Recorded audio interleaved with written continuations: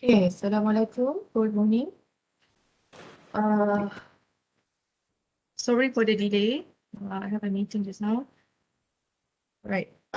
So we resume our class. Right, okay. So the attendance I will show again later. I will key in those who need manual attendance.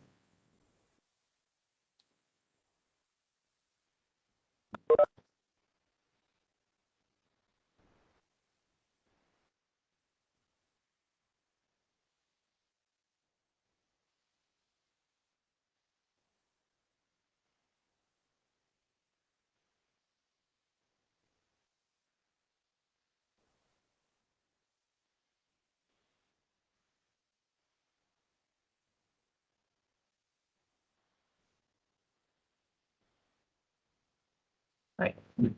So resume our lecture. We are still in LU2. Yeah. LU2 is about non-parametric tests, which are tests that are used or designed to analyze non-parametric data. Okay. So what is non-parametric data?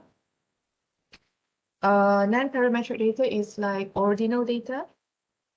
Ordinal data. It can be of different occasions why the data is non-parametric. Okay. Ordinal data is something like order, it's based on order. Yeah? So whenever you have data that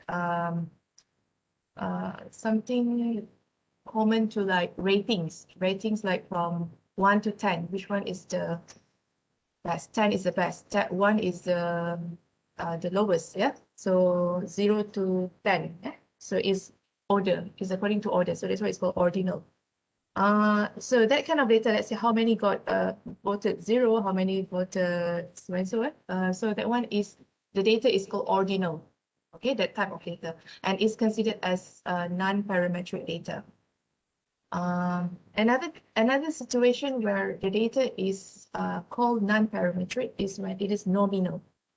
Nominal data is something to do with the qualities. For example, like when we talk about hair color, yeah? Hair color. We know that it's a qualitative data, like we know that we can describe black, white, gray, brown, right? But another way to categorize that data is also what we call nominal data. So it's called nominal data. So like hair color, we have different it's not values, but different attribute, different feature, right? Gray, black, white. Huh? So all this data is called nominal data, right? So under that situation, the data is considered as non-parametric. Another one is when the data is low in quantity. So in statistics, when we say low in quantity, we normally define it as less than 25 in quantity. Okay. For example, if let's say you just have 10 points of data to be compared, right? So that 10 points is considered small. Yeah. Compared, if let's say in statistics, if we want to have a very strong picture about the population, let's say when I do survey about Malaysia, right? So the more the data I got, the stronger the data will be. Means that you are more convinced as a viewer, or as a viewer, you will be more convinced about the data because it covers many aspects, many points. Like you do research about Malaysia, but you cover all states. That's your sample, right?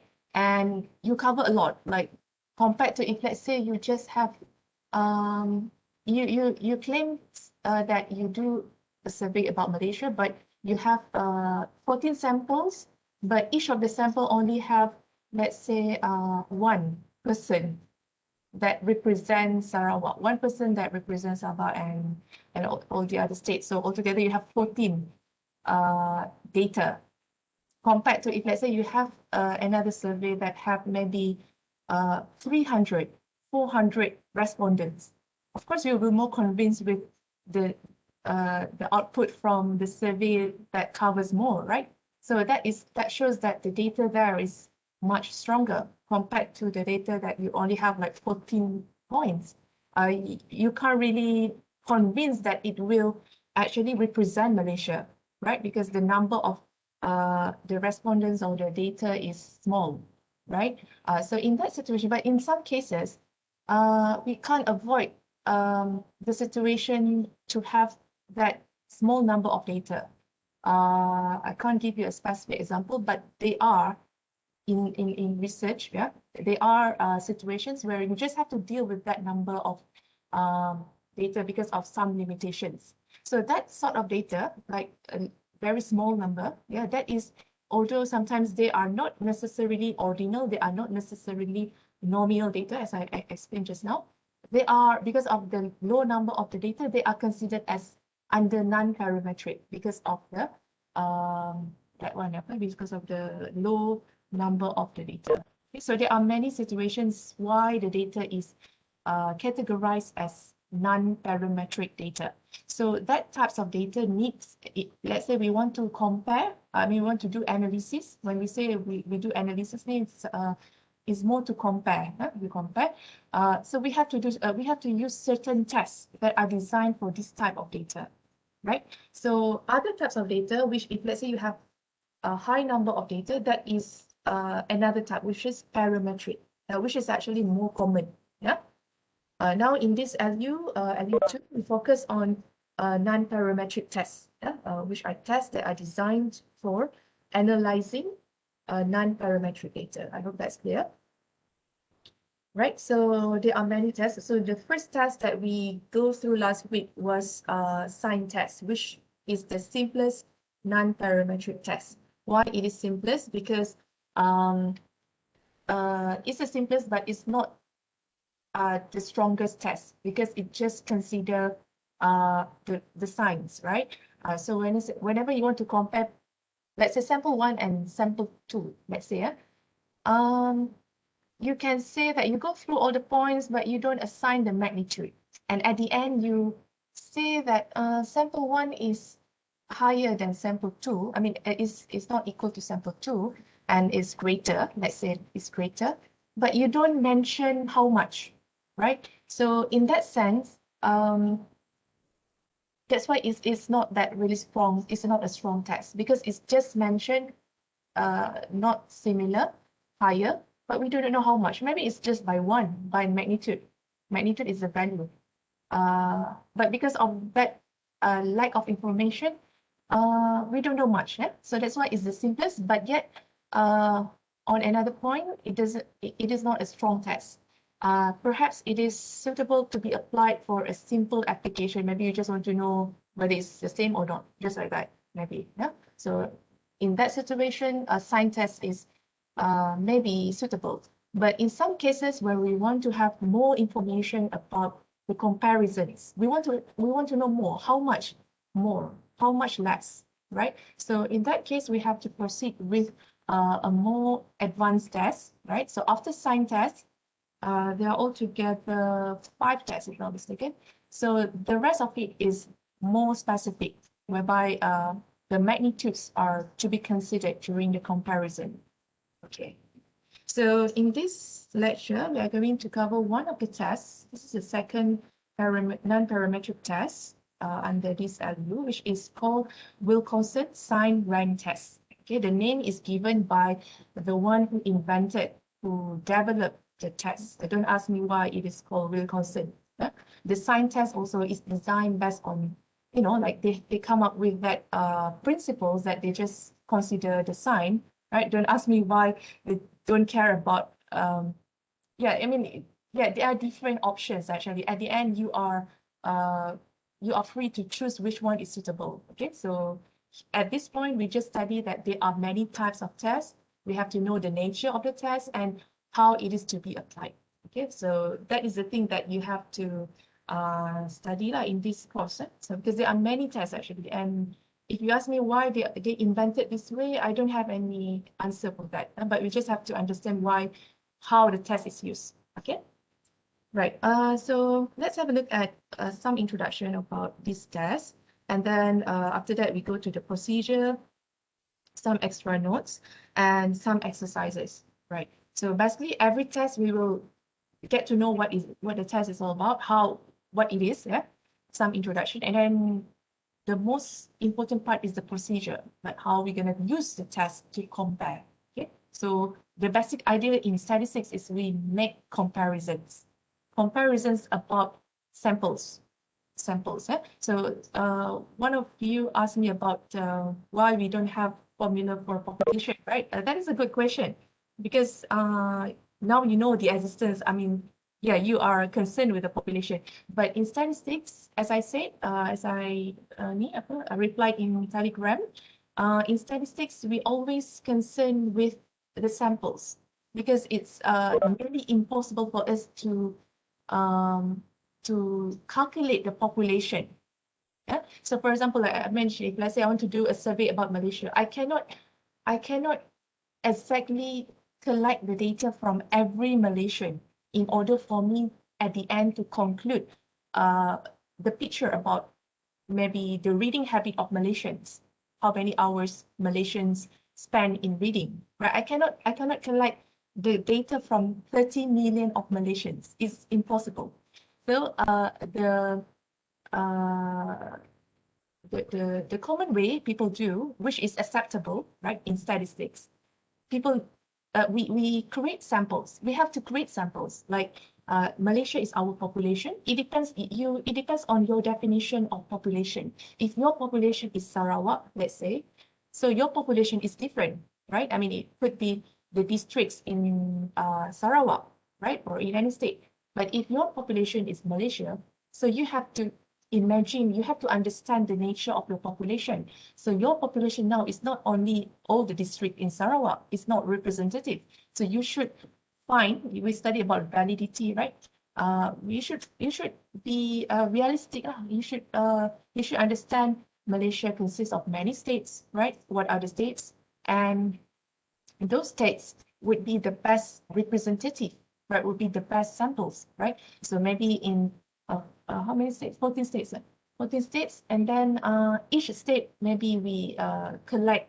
I mean, we set the sample size of 100, let's say, right? Because it's 14, so we have altogether at the end 100, 1,400. That's quite a lot. Or maybe, I mean, for Malaysia, maybe not, but if you increase, it would be better lah, the picture. But just for example, okay, so when we collect the samples from, when we collect the data from the samples, like samples from Sarawak, samples from Sabah, and all other states, right? Selangor, Johor, Kedah. So at the end, when we analyze it, we compare it, and we make a conclusion about Malaysia, right? Because those are the samples that make up Malaysia. Understand? So that's why we don't calculate the population directly, but we use the samples to give a picture about any population that we are analyzing. Okay, so in experiments like that, even if you do in what biotech, in how I want to relate. Okay, let's say you grow cultures. You know cultures? What cultures is? Let's say you grow bacteria in a media. Media is food, chemicals, or maybe some food that you give to the bacteria for them, or maybe any microbes to grow. Okay, and the combination of microbes and the media is called culture. Yeah, culture. You know culture, right? So when you grow the bacteria, let's say bacteria E. coli, for 24 hours, right? 24 hours. So how you want to know that we're not yet into the test, and just giving you an example about importance of samples in the population. So let's say you grow the bacteria for 24 hours, and in growing the microbes, we are not just like throwing the bacteria and let it is for 24 hours, and after 24 hours we take the things. It's not like that. But I mean, if you want to know whether it grows properly or not, you have to collect some amount of cultures from here, right? I mean, I'm drawing 3 here because of we normally do triplicates, replication, right? Replication is one of the important components of experiments. So let's say I want to analyze the growth.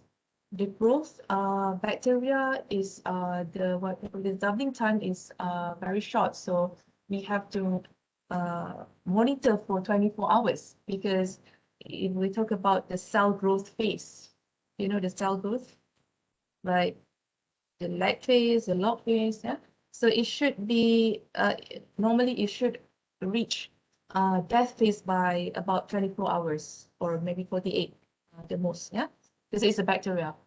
So meaning to say that during that 24 hours, I have to collect samples maybe every 2 hours, yeah, in order to know how much is the growth.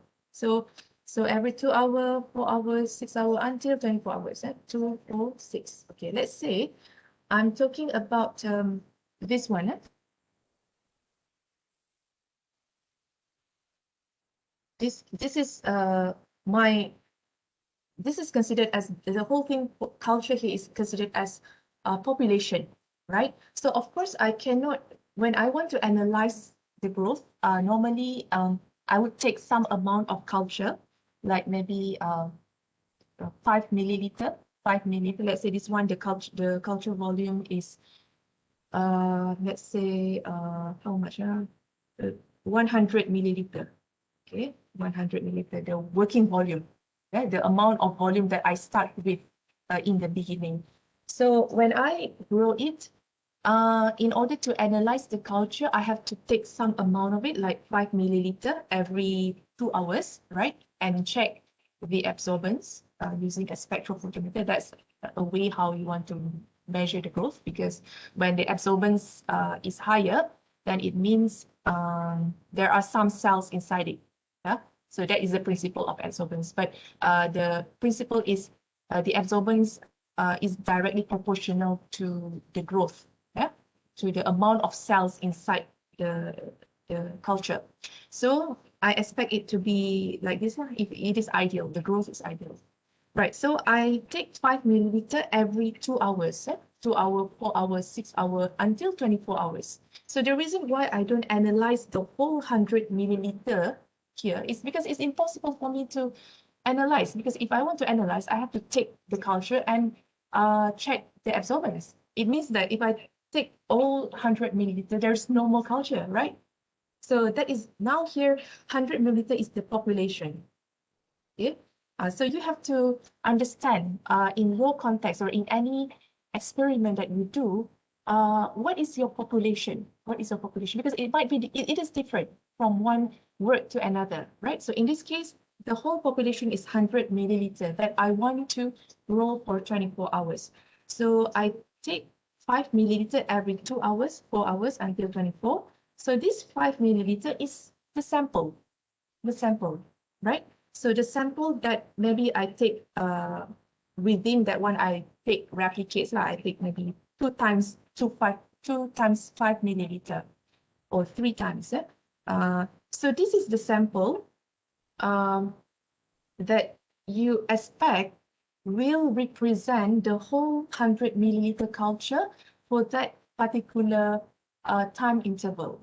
Let's say at 2 hours, that is at 2 hours, at second hour, at fourth hour, at 6, and so on. So that allows me to plot this graph based on the samples that I'm analyzing. This is samples, right? Okay. So the same thing goes for the rest, but now you can see how you understand the concept of samples to represent the population. Okay, understand? Right, we're not yet into the test. This is just an introduction. Okay, so I hope that you understand why now we are talking about samples a lot in statistics. Okay, so what is the Wilcoson Sine rank test? So as the name implies, previously we talked about one sign test. So the word is only sign, but here we have an additional term, which is rank. Yeah? So now there is another term, which is rank. So sign rank test. Okay. Let's go through the definition. It's used to compare two related samples, matched samples, or repeated measurements on a single sample to assess whether their population mean ranks differ. Okay, so means that we are still about comparison, and we compare two related samples or matched samples. So means that, let's say there are two set of samples. And it can be repeated measurement, means that you analyze the same, like twice. Right, and we expect that each of these samples represent population. Okay, like this one is another population. So this is sample 1 and sample 2, and this is population 2, and this is population 1. Okay, so our objective at the end is to see whether population 1 is equal or not with population 2 by comparing their samples. Okay, so that's basically. So what this test is all about, it calculates the difference between each set of pairs and analyzes the differences. Okay, so it means that every sample here, it has its own data, like certain number of data to be compared. And because of this is non-parametric test, which I mentioned just now, that the size is small. So normally the size n is less than 25. Yeah. You can see that through the examples after this, that the number of pairs is not exceeding 25. Yeah. So that's why it's non-parametric. But if you are comparing samples with high number of data, which is more than 25, that would be parametric test, which we will cover in LU3. Okay. The test essentially calculates the difference between each set of pairs and analyzes the differences. So now we are taking into consideration not only the sign, but also the magnitude. Yeah. So the magnitude is a number, how much difference. Let's say 75 and 70. The magnitude is, the difference is, if you compare from the point of view 75, it's positive 5, right? Because of the difference is 75 minus 70. It can be used as an alternative to tight student t-test when the population can happen. Oh yeah. So this one is if you want to compare with parametric tests, parametric data, right? This one is equivalent to t-test. Is at this point, maybe it's just enough for you to take note of this information. Yeah, maybe later when you study parametric, then you can relate with this statement. Okay. A Wilcoson sine range test is a non-parametric test that can be used to determine whether two dependent samples were selected from populations having the same distribution. So at the end, we want to conclude about the distribution of the two distributions, whether they are the same or not, whether there is a significant difference or not. Okay.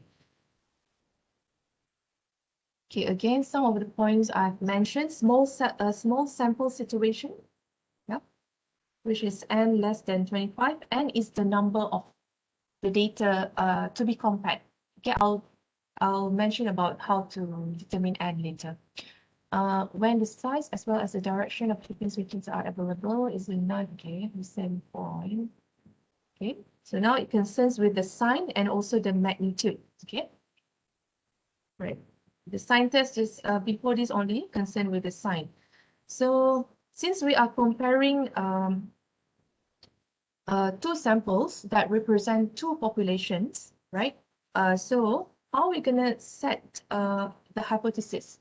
So because that is the first step in this test and even in any test, yeah, you have to develop the hypothesis, and the hypothesis should be should relate to the situations that you are analyzing. So in this case, let's say sample 1, right, which represent population 1, right? So this is population, sample, and population 1, yeah. Okay, and this is 2 now. This is 1. This is 2. So means that if now means there is no difference, or it's the same because of there's no difference, is the same. Yeah. So our null hypothesis for this test will be mu1 is equal to mu2, right? The mean. We are also always concerned with the mean. That's another thing that you need to know about statistics, because the mean will represent whatever the data, right? The replicates.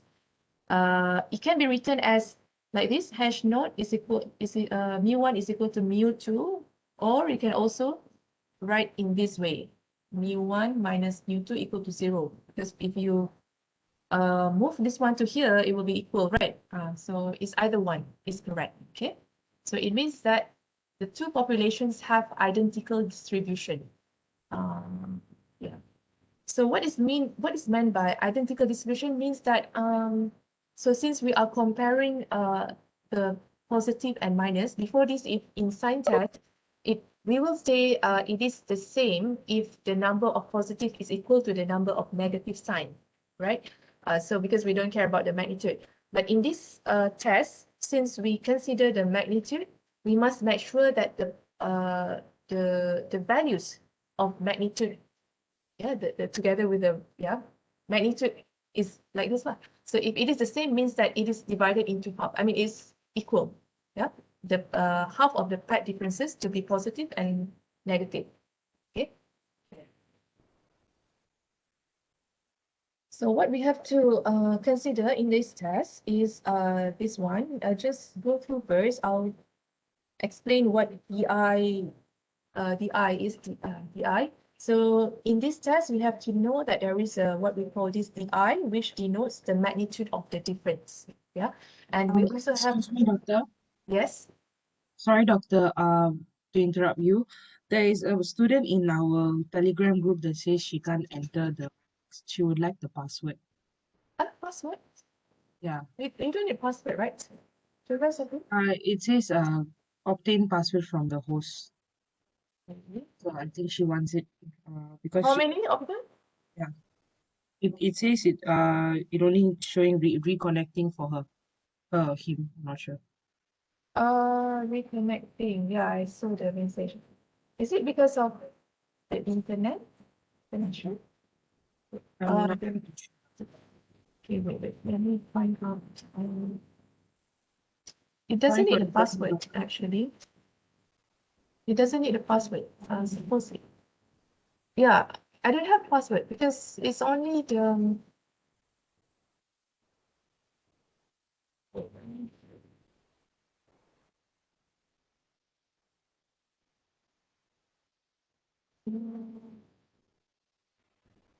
password. Okay. The meeting number, I have the meeting number, but because I don't set the password, so I don't have the password. I just have the meeting link.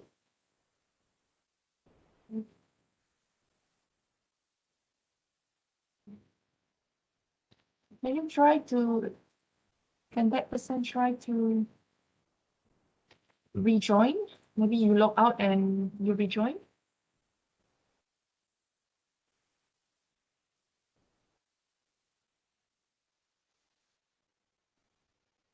Yeah. Yeah, I don't have the password because I don't set the requirement for the password. So it's not stated in the system. You just have the link. I have the meeting number, but you don't need the meeting number.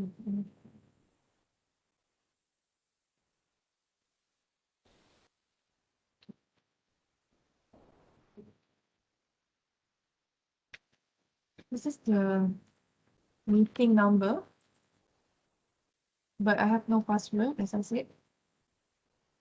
Okay, this is also recorded if you can't access now because of some problems. Don't worry about your tenants. Don't worry, I will take it now. Yeah.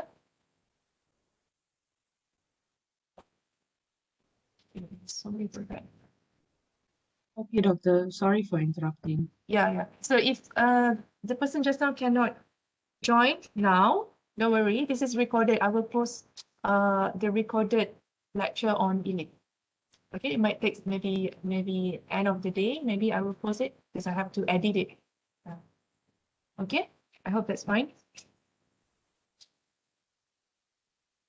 Okay, doctor. Okay, let's okay, let's continue.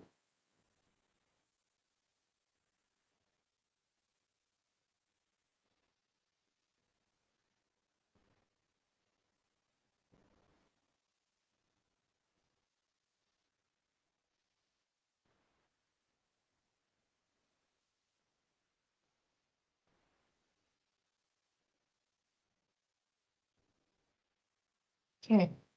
Right. So let's continue. So you have to know what is this DI. DI means the magnitude of the difference. Okay.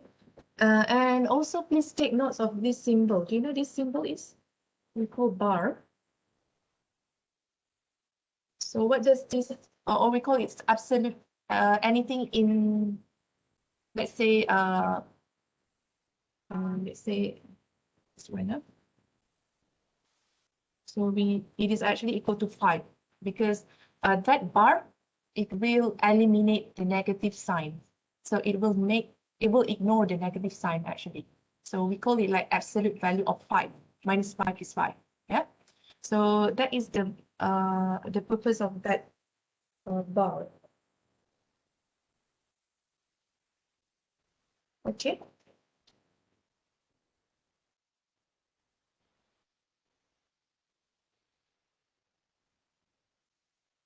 The magnitude of difference. Okay.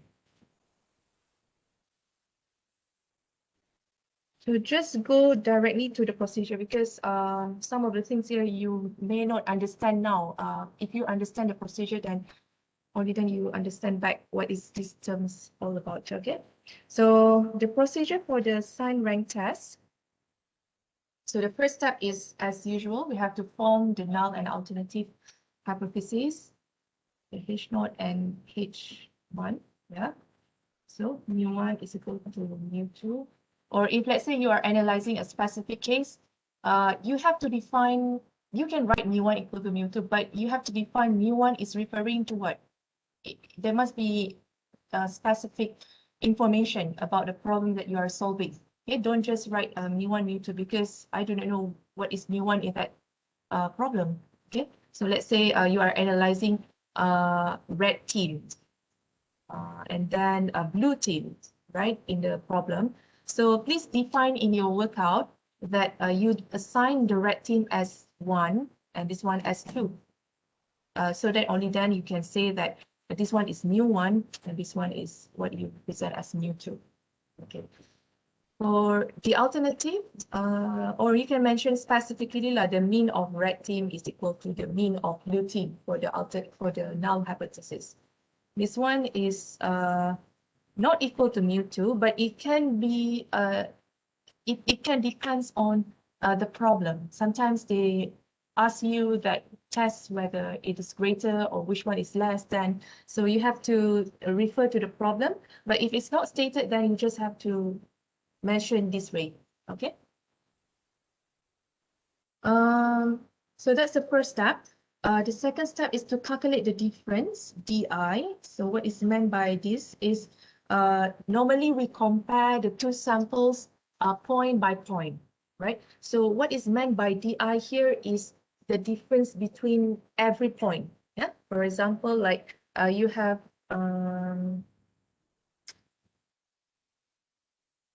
for example, for the red team just now you have 5, and then for the, let's say there are 5, 6, 1, 3, okay, and you want to compare it with the values in blue team, let's say 4, 3, 7, 9, okay, right. So now the DI, so XI and YI is referring to the two samples that you are analyzing. Let's say this one is XI and this one is YI. Yeah? So 5 and 4, if you are comparing from the XI values, it's going to be positive 1, right? This one is positive 3. This one is minus 6. And 3 and 9 is minus 6, right? So that is the DI values. So after you find the DI values, you also have to find, we have the columns here. You have to also find what is the absolute value of the DI. Okay, now if let's say you have positive 3, it's not a problem. We still have 1, 3, but absolute value of minus 6 is 6, right? I mean, referring to this one, yeah. So this one is 6 because of this symbol, the bar. Okay. Now, the third step is to rank the DI in ascending order. Okay, I'll show it in another example. I'll just go through first the steps over here. So what you have to do, rank, okay. The first is calculate and then find the absolute value of DI. rank, and then calculate the sum of the ranks of the positive. Okay. If I go through here, it might be not understandable, but if I give an example, perhaps it will be better. Okay. So basically what you have to do is calculate the sum of the ranks in the 5th step. 6th step is to what we call determine what we call critical value from Wilcoson table. So I've forwarded the Wilcoson table, right? And I also uploaded on eLib. So there is a table for you to refer for this test. And then make decision, whereby we compare the S values that we determine in the 5th step, right? And the CV value in the 6th step. So there is a rules of thumb or comparison basis that we have to refer, right? And here is we make decision to accept which hypothesis, and at the end we make a conclusion, yeah, and we state exactly back to the problem, specifically to the problem. Okay, so let's go through these procedures based on an example. For that, this is a Wilcoson table. So what you have to know is the n, and also the alpha and the alpha value. Okay, so for one-sided test, okay, one-sided test is when it depends on the alternative hypothesis. If let's say you said mu1 is greater than mu2, or you said mu1 is less than mu2, so these two conditions is one-sided, because it's only one side, no? One-sided situation. So two-sided test or two-sided situation is when it is not equal. Okay, so it means it can be less, it can be more. So two-sided. Yeah. So you determine first. Yeah, first you set the hypothesis in the first step, and based on your hypothesis, you determine which values or rows that you have to refer. So if your test is one-sided, you refer to P, only P over here. Yeah. So P is this one is alpha. This is referring to the alpha value, which is to be given or to be defined by yourself. We know that alpha normally is 0.05 or 0.01. But this case, 0.05. If you define 0.05, then use this one. If it is 0.01, use this one. But it depends on the question also. So if let's say it's your alpha is 0.05 and your test is one-sided, which is only P, right? So you refer to this column, to this row, okay? So if it is two-sided, then you choose this one. Okay, I'll spend more in the example. Maybe now you're not really clear about it, but that is just to show that there are two situations, one-sided or two-sided, and the alpha depends on the question or you define by yourself. So this is the n, and you have to find what's the CV. So this one is CV. The value in the table is the CV value, that the critical value that you have to determine. CV stands for critical values. Yeah. Okay. Right. Let's go directly to the example, so that we can apply all the steps that I go through just now, because it might not be so clear. You just go through the steps like that. Okay. So the question asks, 8 properties are assessed by 2 registered evaluators. Okay, 8 properties. So you can see that there are only 8 points. So it's less than 25, right? Okay, 2 registered evaluators means that one evaluator will have its own ratings or marks for all the 8 properties. And another one is will have its own ratings for the 8 properties. So there are 2 sets of data or 2 samples. Actually, the information is here. This is the original question. It should cover the statement just now and this information, this data. Yeah. Okay. You just imagine that the problem, the original problem, is this one, and also the data here. Okay. So the rest is what you have to. This one is not organized in a way that yeah, it combines directly with the data. Okay, so given this information, how you want to solve? Okay, this is the data that you have. See, there are 8 properties, right? And this is evaluator 1, evaluator 1, and evaluator 2. Okay, and these are the data to be compared. So you can see that they are matched to one another. Okay. Okay, the problem is to find out whether evaluator X gives higher evaluation than evaluator Y. Okay, now it gives the condition whereby that will be used for you to develop the alternative hypothesis. Okay, we know that the null hypothesis means that the mu X will be equal to mu Y. There is no difference. Okay, fine. But for the alternative hypothesis, because of this statement, you set your alternative in this way. Mu X is greater than mu Y. Yeah. Okay, so means that this one is what? This one is one-sided test.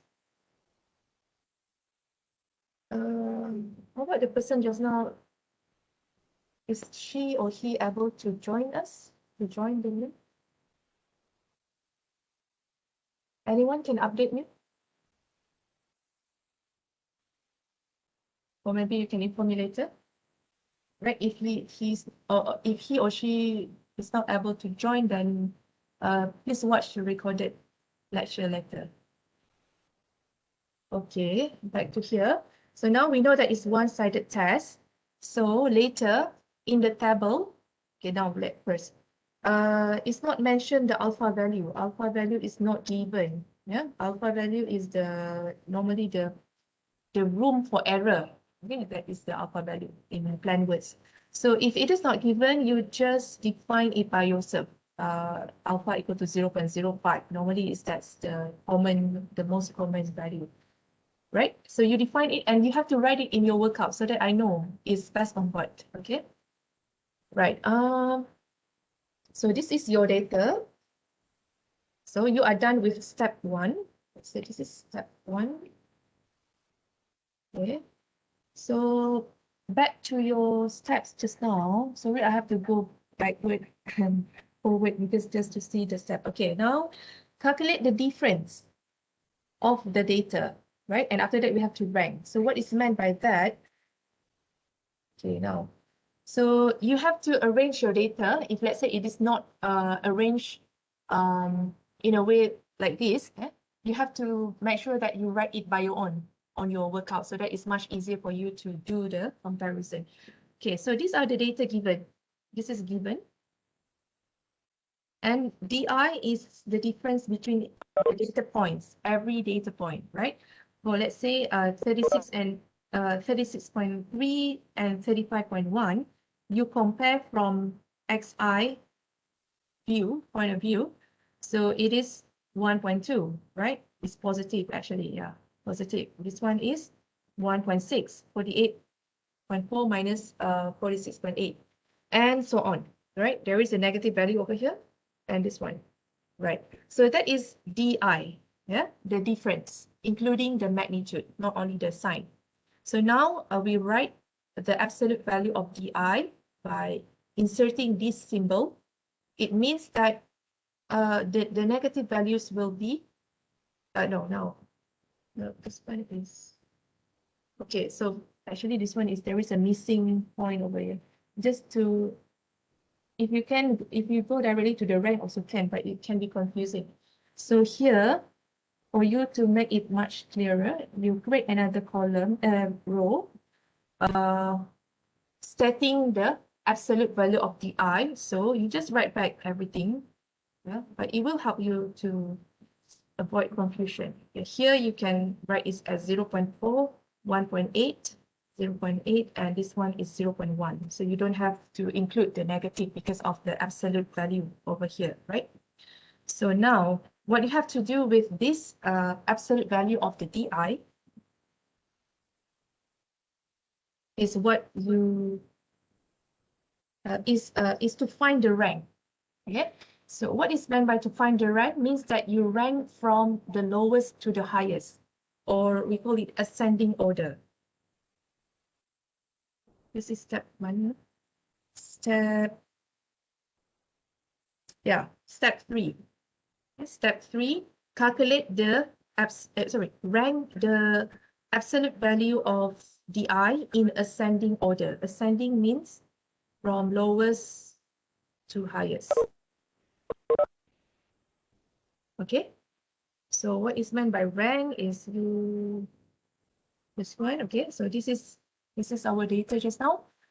So for these di values, which one is the lowest? 0.1, right? 0.1 is the highest, is the lowest. So we rank it as 1. Okay, that's why we rank it 1, followed by 0.4, which is 2. And the third one is 0.8, 3, right? 4, 1.2, 4. The next one is 1.6, isn't it? 5. Okay, we assign it the rank, until 6, yeah, until 8. Yeah, so that's how you rank it from lowest to highest. So that is the rank. We call it rank. Now we have to differentiate what is positive rank and negative rank. So here we have to refer back to the actual values of the DI. Okay, we have 2 negative values of DI, right? Which is this one, isn't it? Okay, so we create these 2 rows, right, for the rank of the negative values, positive first, and then negative. Okay, so you just actually write down back actually this one 4, because this one is positive. You reproduce it 4 and then 5, right? And then this one is negative, so you don't put it here. So you put it the rank 2 over here, you move it to here. Okay, I hope it's clear. And this one is here, right? So because this one is referring to this one. So for the negative rank, we only have this and this, right? It's actually the same thing from the rank that you assign, but it's just that you separate it based on the actual value of GI. And the positive rank is this, and this, and this one. Okay. Right. So we are done with that. Okay. So what is our next step? Okay. If we refer back to the procedure, that is this one actually. Yeah. The third. Okay. What happened if, let's say, this one? What in our example just now, we don't have 2 values that are similar. Means that you see the DI, right? 0.1, 0.4. There is no 0.2, 0.4. Means that each of that is different. But what happens if, let's say, you have 0.1, like this one, and then suddenly you have 0.4, and you have another one, 0.4. But how you want to sign the rank there? So this one should be rank number 1, right? No problem. This one, these 2 should be rank number, we cannot say rank number 2 for both. So what you have to do is, it's supposed to be 2 and 3, right? But how you do it, 2 plus 3 divided by 2 is 2.5, right? So instead of writing 2 and 3, you write both of them 2.5, 2.5. So this is what we call tied rank. Okay, tied, because they are tied rank. This one, 2.5, because they are the same. Okay, so that explains this one actually. Yeah, for example, if you have this one, then which is the same, but it depends on, you must know that what is the current rank that should be filled by that particular points. Yeah, like for example, is 2 and 3. So you divide by 2, got 2.5. Yeah, but if let's say the rank is somewhere else after that, maybe at 7 and 8 rank. Okay, so you have to find the mid value of 7 and 8, which is 7.5. So you rank that value of 7.5 to that 2 particular numbers. Okay, so the reason why 2 and 3 in this case is because the order is at this point it should be 2 and 3. Okay, so it can be different. It's not a formula. 2 and 3 is not a formula. It depends on the current ranks. Okay, that explains that. But in the problem just now, we don't have type rank. Okay, but just to explain that, and then okay, the fifth step that we have to do is to calculate the sum of the ranks of the positive DI values and sum of the ranks of the negative DI values, because this will be used for determining what we call S.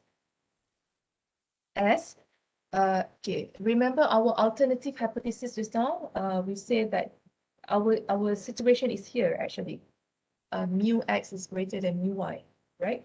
So the S value will refer to the S negative, the sum of the negative DI values. Okay. So first, what is meant by the first one here? Okay, so if let's say it depends on your alternative hypothesis. If let's say your alternative hypothesis is you use this sign because you have no information which is bigger or less than what, right? So it's a two-sided test. So you set this one, right? And in order to find the S value, you have to find minimum S plus and S minus. Okay, let's find S plus and S minus first. Huh? Right, in this problem just now, how to find the sum of positive ranks. So this one is positive, right? You just add 4 plus 5 plus 7 plus 8 plus 6 plus 3. That will give you the sum of positive, which is 33, right? 4 plus 33. And the sum of the negative is 2 and 2 plus 1. Sum of the negative is 2 plus 1. That is 3, right? Okay, that explains over here. So that is S plus and S minus. And what is meant just now by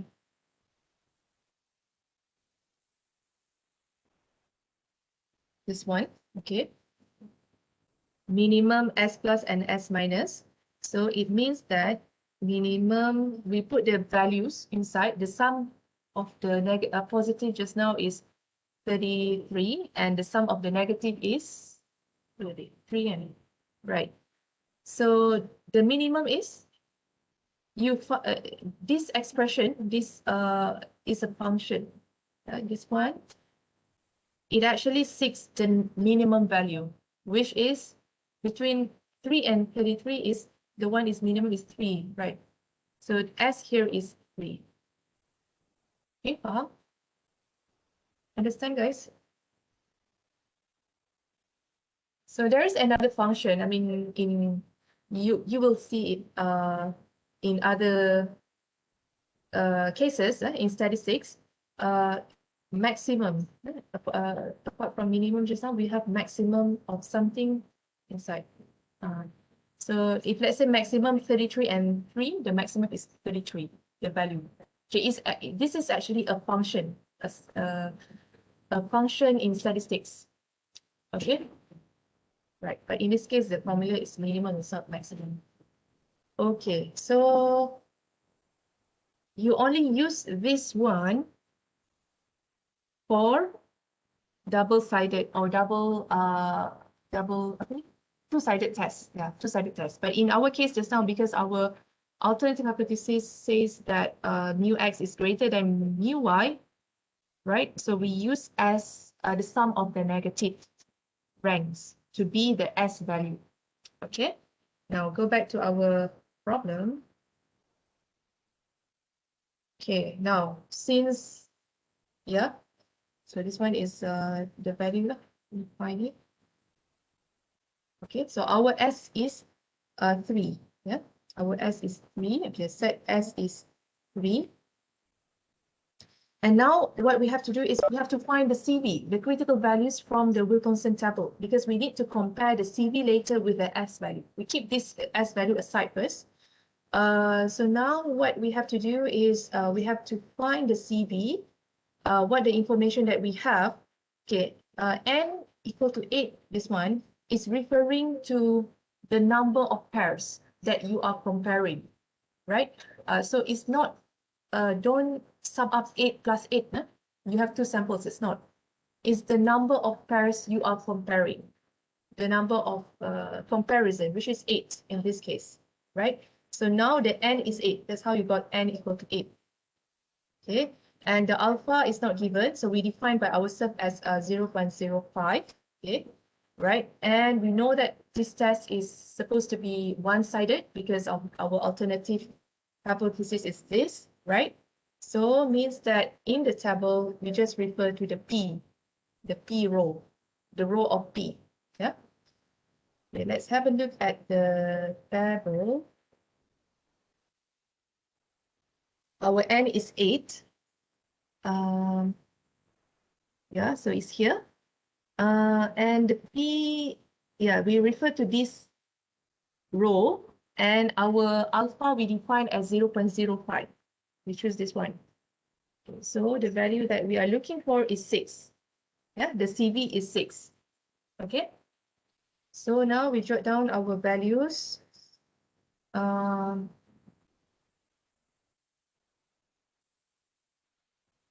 CV is 6, right? So now we want to compare the S and CV. The S and CV. So now we are entering step. Okay, now we have done with the 6th step. 7th step is to make a comparison, a make decision by comparing the S and CV value. So this is the condition that you have to remember for this test. Yeah. If the S is less than CV, you reject the null hypothesis. Okay, now let's have a look at our comparison, our values.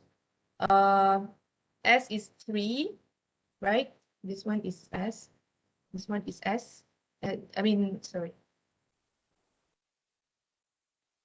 This one is S.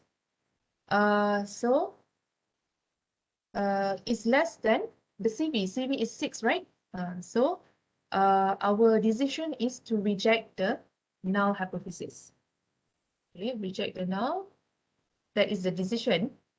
And the conclusion is that when we reject the null means that we accept the alternative hypothesis. You can mention either way, reject null or accept alternative hypothesis. So in order to make a conclusion, you have to go back to your hypothesis. What is your hypothesis? You accept the null, you accept the alternative hypothesis means that you say that evaluator X gives higher valuation than evaluator Y. This is the name. Yeah? This is the condition. So you put it in words. Yeah, the evaluator X or should be evaluator. Evaluator X gives higher valuations than evaluator Y. You add some more information at 5% level of significance. Okay. This is the conclusion. So please state your conclusion at the end, because this is one of the things that the students will always miss. They just say end up with the accept or reject the null hypothesis, but they don't state the conclusion. So the conclusion will carry 2 marks. Normally we assign 2 marks for every question. So if you don't conclude, means that you lose that 2 marks. Okay. So that's how you solve the problem using Wilcoson Sine rank test.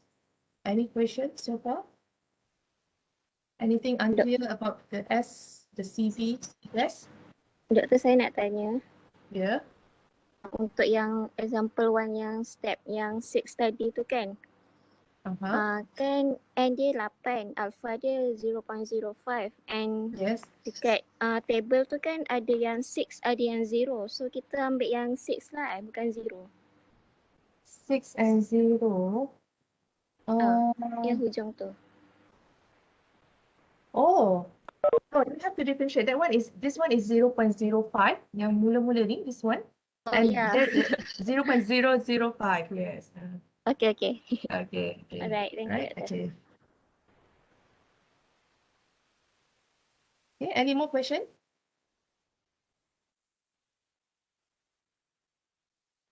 Clear kan? This one is not that really difficult. So I can say the most important thing is you have to remember how you analyze the data lah. You are given the data, find DI. I create this additional ni apa ni? Additional row ni so that you are more organized lah. You don't confuse later. So this one is the row for the absolute value of DI. Okay, and then you find the rank, right? You find the rank for all first, without differentiating the positive or negative. And then after that, you divide the ranks, right? Means depend based on the DI values, whether they are negative or not. So if they are negative, you gather them in this row, right? And the negative is in this row. Okay, and at the end, you find the sum of the ranks. Means that you just sum up the ranks over here. Yeah? And 2 plus 1. And yeah, and then you find the S depending on your alternative hypothesis, how you find the S, right? Because there are 3 situations. Back to here. Okay, these are the 3 situations. Okay, so our problem just now, it falls under the second situation. So that's why I just go directly to S, the sum of the negative, to represent the S values. But if let's say your alternative hypothesis is two-sided, it's not equal, so you have to use this one, okay? Right, so when you find the S, the next thing is to find the CV, right, from the table, Wilcoson Sine rank table. This is a table. It will be given in the exam. And make sure you know how to use the information. Yeah? The N is okay, fine.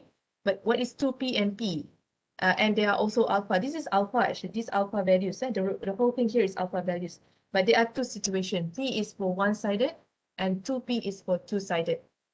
Okay, and that's how you got it. And then once you got the CV, you compare the 2 values based on this rule. This one is actually the rule of comparison. So you have to perhaps remember. You reject the null hypothesis if S is less or greater than CV. So it means if S is greater, then you accept the null. It's the other way around. You just remember one condition, then you can relate with the opposite. Okay, and then once you make decision, decision is about accepting or rejecting which hypothesis. And you make conclusion at the end where you state that the situation that you decide to accept, you based on the problem that you analyze. Okay, I think that's it. I have another one here, example, but you just go through by yourself. It's the same thing, right? Anything unclear, you can just let me know. It's the same thing, the same step from step 1 to the last step. Okay. Right, some extra notes on Wilcoson Sine rank test. This is just for your information, like it's not to be really asked because we just want to let you know in the situation where the N is greater than 25, yeah, when N is bigger, yeah, we will treat actually, in other words, we will treat the data based on normal distribution. Okay, so what you have to do basically is, this is the formula that you have to find, that you have to estimate for the mean and for the standard deviation, whereby this will be applied in this formula Z in order to find the rejection region. Okay. Have you studied about Z test before? Or normal distribution? This is just for your information, maybe. I'm not going to emphasize that much because we will not really ask questions when N is greater than 25. Okay. Right.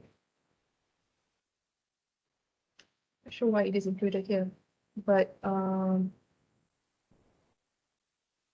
So it means that how you find, to say that here, this is the rejection region that apa ni, that you have to find out lah in this case. Maknanya kalau reject null, yeah. So just now you make decision based on the comparison of S and CV, right? For the case where n is less than 25. But if let's say n is greater than 25, you have to apply these steps whereby your comparison will be based on rejection region from the Z table. Basically, it's like that, yeah. So let's say macam ni lah. This is an example. Dia tak ada proper problem over here, but to show you that or in other words, yang ni tak payah ni dah. It's quite confusing because Sine apa ni, Z distribution is to be taught in LU3 actually. So yeah, I just acknowledge the presence of this, but I can say this is not really an important part for the chapter, for this particular topic. Okay. But if I want to explain the Z rule, we can explain this one, yeah, the concept, because all the information about the n, the normal distribution will be covered in LU3. And another thing is this one will not be asked actually when n is greater than 25. Okay, this is just for your information je lah. So you don't have to worry much about example 3 ni. Dia tak proper juga, dia punya problems is not complete, the problems given. Okay, so basically what I can emphasize which are important, yeah, the procedure tadi, all the procedure you have to know how to apply it and how to analyze the data lah, how to find the DI, how to rank, that's the most important. So how to sum the ranks, right? Basically to apply all the 7 steps, the 7 steps of Wilcoson. 7, 6, 7, 8. So it should be 8. The 8th step, okay? And make conclusion at the end. And how to use the Wilcoson Sine rank test. Sine Wilcoson table. How to use this table. So that's why I teach you the meaning of 2P and P. Yeah? Okay. Right, so that's it actually. Any question?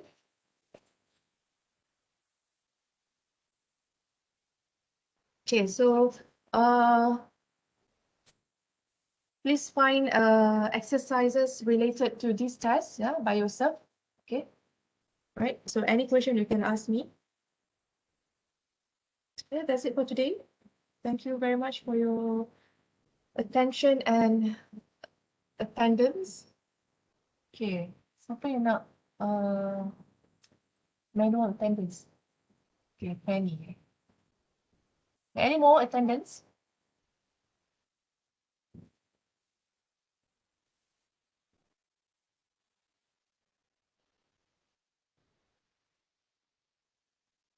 Any more, guys? If there's nothing more, then yeah, we can disperse. Yeah.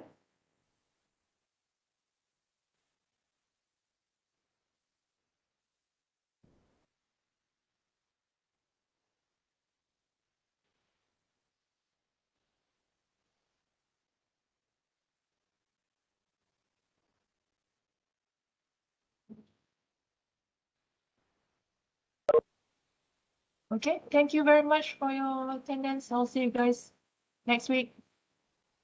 Doctor. Thank you, Doctor. Doctor. All right. Welcome. Thank you, Doctor. Right. Welcome.